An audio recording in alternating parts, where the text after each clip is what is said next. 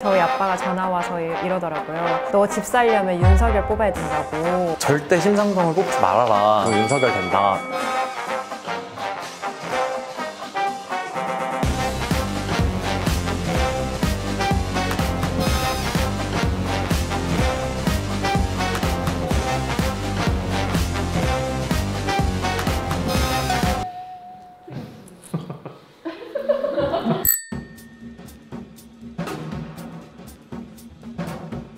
저는 지금 혼자 살고 있고 전세로 살고 있습니다.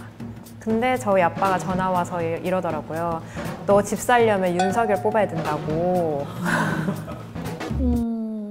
윤석열 대통령이 되면 돈을 더 많이 버셔야 집을 사실 수 있을 것 같아요. 왜냐하면 윤석열 후보는 지금 종부세 같은 것도 없애자 그런데 종부세 내는 사람이 지금 저희가 갖고 있는 통계로는 4% 이하예요. 그런데 이제 그분들을 위한 정책이잖아요. 심상정을 뽑으면 당장 뭐 내 소유 집은 아니라도 20년, 30년 그냥 내가 필요할 때까지 가족과 함께 살 수 있는 질 좋은 공공주택을 받으실 수 있죠. 저는 먼 미래를 생각하면 당연히 그러고 싶은데 당장에 저는 제 집을 가지고 싶은데 뭐 지금 너무 불가능한 상황이고 사실 저는 20대 때는 친구들이랑 다 뭐 비슷하다고 생각했는데 이제 좀 30대가 되면서 다들 좀 입장 차이가 달라지고 저는 어떤 면에서 되게 계급화된다고 느껴지거든요. 그래서 사실 저도 이렇게 막 부자가 되고 싶다, 막 돈을 많이 벌고 싶다 그런 생각이 별로 없었는데 요즘에는 되게 부자가 되고 싶은데 그 이유가 괜히 내가 사람들 질투하고 뭔가 미워하기 싫어서? 그 이제 뭐 미워하고 질투하기 싫어서 돈을 많이 버시고 싶으실 건데 그래서 또 집부자가 되시면 누군가로부터 미움을 받고 질투를 받으실 것 같아요. 그죠? 네. 근데 아까 제가 말씀드린 거 예를 들어서 뭐 내가 내 집 장만을 하고 싶은데 뭐 공공주택 주겠다. 이건 정말 매력적인 답이 아닌 것 같아요. 다들 거기서 마음 떠나는 것 같아요. 근데 제가 추구하는 정책은 집값을 낮추는 정책이에요.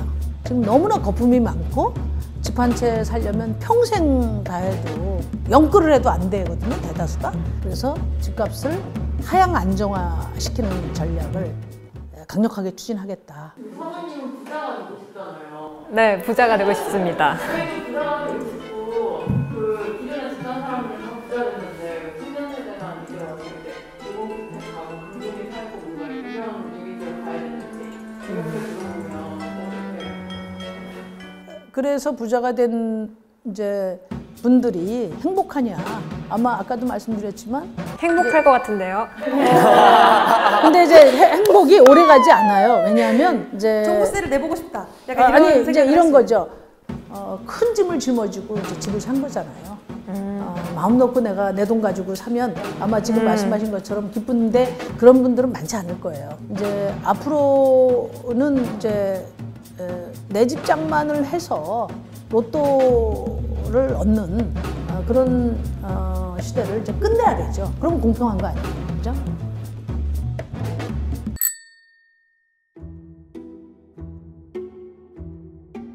저는 어디 가서 자랑스럽게 정의당원이다라고 얘기하고 있는데 이번에도 심상정 후보를 지지하겠다라고 얘기를 하면 다들 야 그러다 윤석열 돼 라고 얘기를 하면서 절대 심상정을 뽑지 말아라. 그래서 이번에는 전략투표로 이재명을 뽑아야 되나?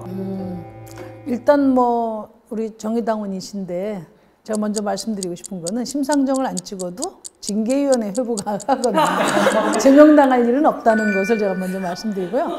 안심을 시켜드린 다음에 제가 좀 질문을 하고 싶은데 윤석열 후보가 되면 왜 안 된다고 생각하세요? 이재명 후보가 되는 건 괜찮아요? 저도 차근 면할 수 있지 않을까라는 생각을 갖고 있긴 합니다. 네, 차학으로. 근데 이제 워낙에 이제 우리가 두 당 후보들 중에서만 찍어봐서 최악을 피하기 위해서 차악의 선택을 한다 이런 게 거의 이렇게 무슨 그 교리처럼 돼 있어요. 익숙한 논리거든요. 근데 그렇게 돼서 지금 우리 청년들의 삶이 얼마나 달라졌나.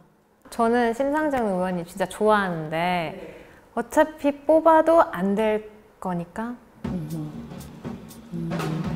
그러니까 2012년 문재인 후보에게 찍은 표도 사표였거든요. 그잖아요. 그때 대통령 안 됐잖아요. 그런데 양당 후보들에게 찍어서 안 되는 표는 사표라고 생각 안 하고 심상정에게 찍어서 안 되는 표는 사표라고 생각하거든요. 그래서 저는 그게 잘 좀 생각해 볼 필요가 있지 않나 이런 생각 들이고 심상정한테 찍으면 당연히 심상정이 되죠. 찍으면 되죠.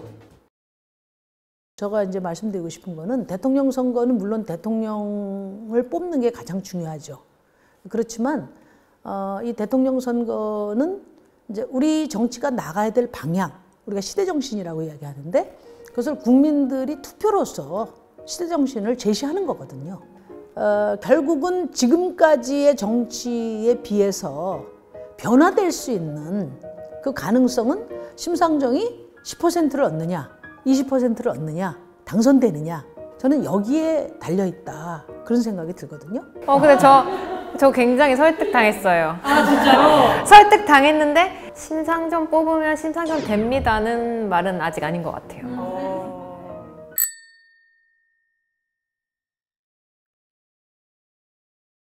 저는 페미니스트고 제가 페미니스트인 게 저에게 어떤 면에서는 유리한 삶에서 살고 있는 것 같아요. 뭔가 칼럼을 쓰거나 영상을 만들거나 그래서 이 삶에 되게 만족을 했는데 제 삶에서 조금만 벗어나도 제 주변의 여자친구들이랑 얘기해봐도 뭔가 남초인 회사에서 그 여성인데 페미니스트임을 드러내지 못하고 또 그런 친구들이 되게 많고 근데 그런 여성들이 대부분 민주당 지지를 하더라고요. 난 페미니스트야, 뭐 나는 퀴어야 이렇게 좀 당당하게 외칠 수 있는 사람들만 심상정을 좋아하는 것 같고 그 외의 사람들도 뭔가 끌어들여야지 뭐라도 할 수 있을 것 같은데 그게 좀 아쉬운 것 같아요. 페미니스트다라고 얘기를 못하는 사람? 그렇게 얘기하면 큰일 나는 사람들? 여성들이 살아가는 데 있어서 필요한 것들이 굉장히 많잖아요. 그런 여성들의 삶에 필요한 그런 그 정치의 역할에 대해서 제가 깊이 숙지하고 공감할 수 있는 정책들을 내면 충분히 저는 확장해 갈 수 있다 이렇게 생각하고요. 페미에 반대하는 반페미적 관점에서 정의당 페미당 아니야 이렇게 비판하는 것에 대해서는 정의당은 페미니즘의 정당입니다. 이렇게 정확하게 말씀드리고 우리가 이야기하는 정의당이 이야기하는 페미니즘은 뭐 성별로 갈라치기라든지 또는 성차별주의가 아니라 여성, 남성, 성소수자 모두가 차별 없이 존중받는 그런 공존의 사회로 가자는 거다. 그런데 정의당이 대표해야 될 여러 가치가 있는데 왜 페미만 유독 여기에만 이렇게 집중하냐 이런 비판에 대해서는 성평등 사회를 위한 노력을 줄이는 것이 아니라 다른 가치 또 다른 우리가 책임져야 될 그런 의제들을 더 열심히 함으로써 균형을 맞춰 가겠다 그렇게 말씀드립니다.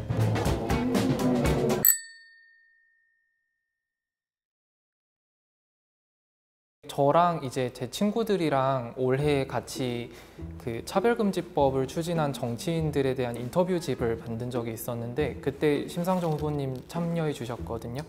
거기서 어떤 점을 이야기해 주셨냐면 나에게는 보관이 있다. 차별금지법을 통과시키기 위한 아이디어가 있고 그래서 그 보관에 대해서 조금 더 구체적으로 들을 수 있으면 좀 말씀해 주시면 좋겠습니다. 그러니까 이제 우선 차별금지법은 이제 구분선을 넘었다고 생각하거든요.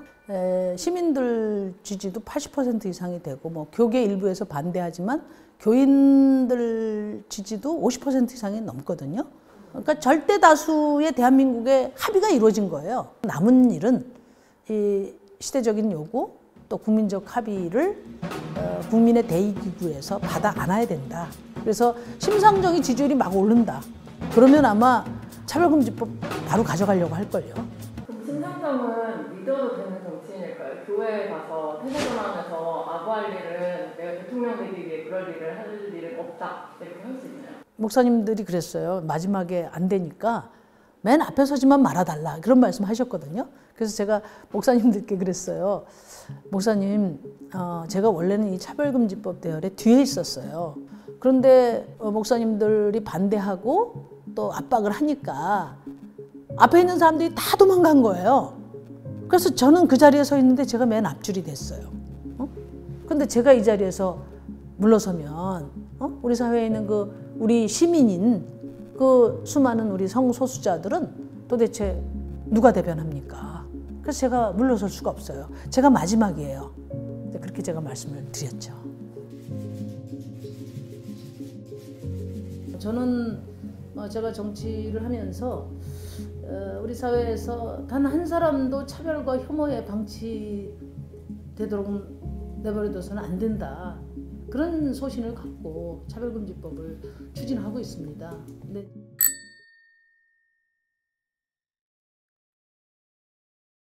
솔직히 대통령이 된다고 생각해 보실 때 그게 두렵다고 생각해 보신 적 있으세요? 사실 이런 데는 항상 자신만만하게 얘기하고 실제로 생각했을 때 두려운 감정을 느끼신 것도 있으실까요? 엄청 두렵죠. 과연 감당할 수 있을까? 현재 같은 정치 상황에서 내가 이야기하는 그런 방향이 해법이라 한들 지금 기성 정치권의 이제 새로운 정치가 어느 만큼 수능이 될까 이런 생각 굉장히 많이 하죠. 그런데 또 한편 이제 전환기에는 기존의 어떤 질서 속에서 정치는 가능하지 않잖아요. 그렇기 때문에 역동적인 힘이 필요한 거고 심상정이 대통령이 되는 거는 심상정 힘으로는 안 되는 거죠. 시민들이 이런 시대교체의 에너지로서 동참할 때 혁명적 변화가 일어나는 것이다. 그런데 혁명하면 우리하고 굉장히 거리가 먼 것 같지만 저는 지금이 위기의 시대이기 때문에 미래를 찾아 우리 유권자들의 에너지가 움직여 갈 거라고 생각하는 거죠. 이 정도 오늘 얘기하고 지금 바로 이제 성우님부터 한 번씩 투표하러 들어가시죠. 또 투표의 시간이 됐구나.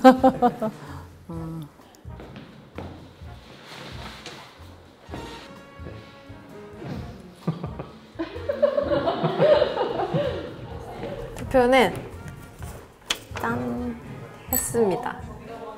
기억에 남았던 거나 부딪혔던 지점 같은 게 있었어요?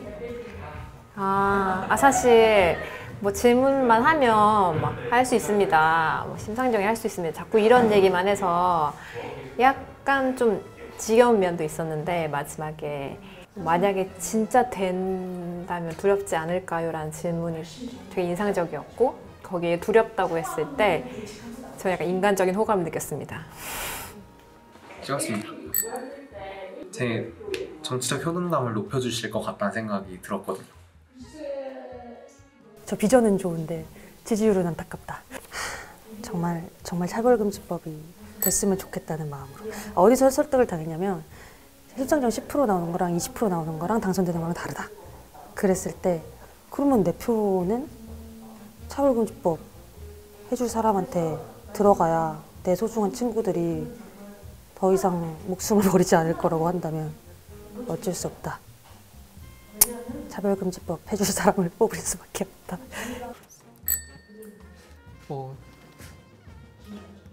저라도 줘야지 않나 이런 생각도 했고 저는 앞서 말씀드린 대로 전반적으로 좋았고 내년 3월에 어쩌면 좋은 결과 있지 않을까 조금 더 확신 갖는 시간이었습니다. 이제 후보 개인이 좀 더 유권자들을 어떻게 설득해내고 그들을 기표소로 이끌 것인지 좀 더 수권에 대한 확실한 비전이 보였으면 좋겠다는 생각은 아직도 좀 하고 있습니다.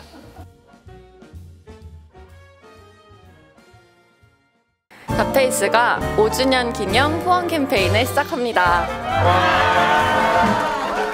저희가 돌이킬 수 없는 변화를 계속 만들어갈 수 있도록 후원자로 함께해주세요. 지금 후원을 시작하시면 5주년 기념 한정판 굿즈도 받아보실 수 있습니다. 2022년 새로워지는 다페이스의 로고를 담은 첫 번째 굿즈입니다. 공유만 해도 굿즈를 받을 수 있습니다. 캠페인 페이지에 들어오셔서 여러분에게 지난 5년 동안 어떤 변화가 있었는지 입력해주세요. 공유 이미지를 SNS에 올려주시는 분들 중에서 추첨을 통해 5주년 기념 스웨트셔츠를 드립니다. 자세한 내용은 다페이스 5주년 후원 캠페인 페이지에서 확인해 주시고요. 저희는 그러면 이제 다페피플로 만나요.